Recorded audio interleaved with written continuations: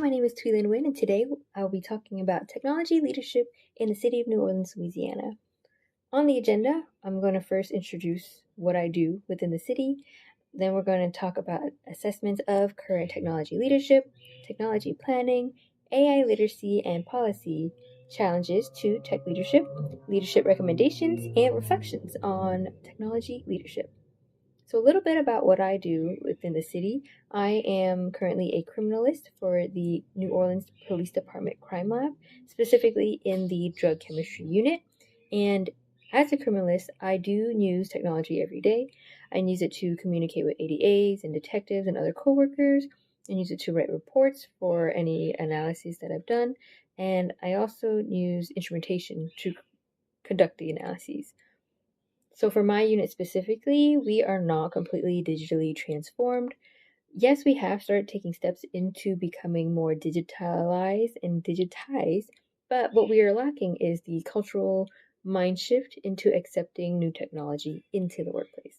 If I were to assess the current technology leadership within the lab, or rather within the city, because I work for the city, I would look into EduCause's 10 key roles played by tech leaders in higher education.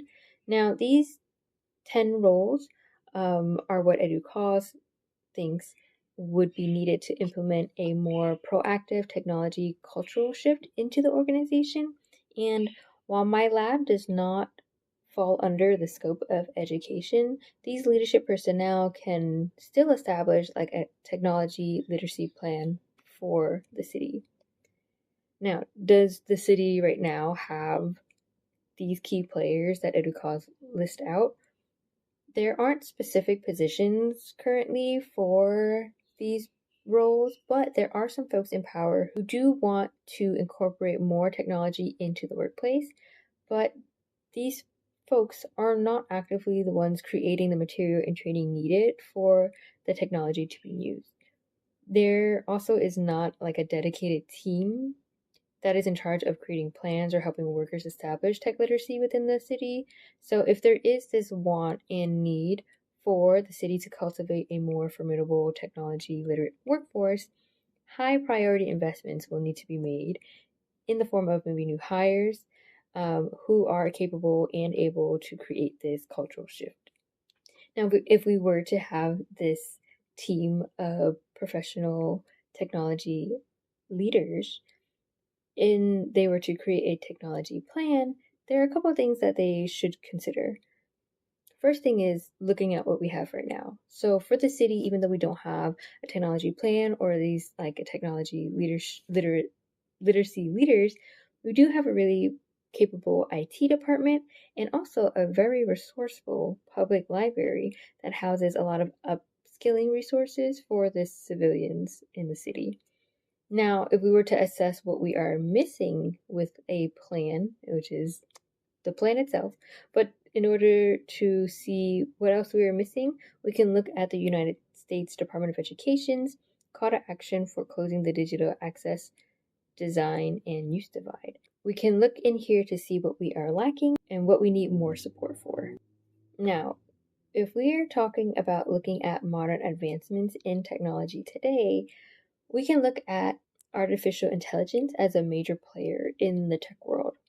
So, if we were to create a technology plan for the today, for the now, it would have to include some sort of AI literacy policy or plan in the bigger plan. By incorporating the AI literacy policy, it would help to bring our current out of state systems into the more modern world. Again, we can see what's available. So right now we don't really have any artificial intelligence plan for anything, but the state of Louisiana has an artificial intelligence acceptable use policy that we can look at. Overall, this policy just oversees regulations for AI use, and it emphasizes what's allowed and what is restricted to use for AI for the workforce. It also oversees security and permissions for employees. But this plan specifically just regulates behavior. It doesn't really cultivate literacy for the workforce. If we want a plan that is more cultivating of AI literacy, we can look at the U.S. Department of Labor's AI literacy framework and NIST management framework, and including the elements from these two frameworks would help to create a more robust technology plan that covers most AI literacy considerations and concerns. So again, we can build from what we already have and have training available for workers so that they are aware of AI use and also how to use it ethically, efficiently, and responsibly. There are many challenges that come with trying to incorporate a new program into an already established system, and integrating technology literacy would likely come with its own set of challenges. So, some challenges that I think would happen would be pushbacks from employees who are resistant to change, time constraints of operating as usual while undergoing this cultural workplace shift, and almost probably the most important one would be funding for these advancements in technology, and if they were to hire new personnel to be in charge of these new technology literacy plans. Budgeting itself for the city is like an annual issue that we have. So if we were trying to incorporate even like new hiring, it's always put on a docket somewhere and discussed amongst city leadership in order to pass or not pass these positions. So, if it were to pass, some leadership recommendations that I would recommend would be to, yes, hire the tech leaders who are able and capable of creating this digital transformation within the workforce. And they would need to also be able to plan and create training that can be implemented and carried on for years to come. Something within the plans that they would need to look at are building from what we already have, as we've discussed earlier, and also the responsible use of AI. Some other planning improvements that I would recommend would be including professional training and learning, tech support, evaluation processes for like years, and also sustainable planning so that it can be more future proof. And we've come to the end of our video. We're going to end off with a small reflection of tech leadership. And to do this, I'm going to be answering 3 different questions. First one being, what did this project help you understand about tech leadership? So I come from a world where technology education is not an everyday learning area. So understanding the decision-making processes and the research that goes into making workplace cultural shifts feels like a very daunting, heavy task. Even now, after learning everything, it still feels kind of heavy. Taking into consideration how much pushback and negative feedback from folks who are resistant to change can occur. 2. What does effective tech leadership require beyond adopting tools? So to make advancements, support is always needed. So, and it's not just support from those who are saying like yes, it's probably support from everybody, from staff, employees, and other stakeholders. And to gain this support, I think transparency is ultimately needed too.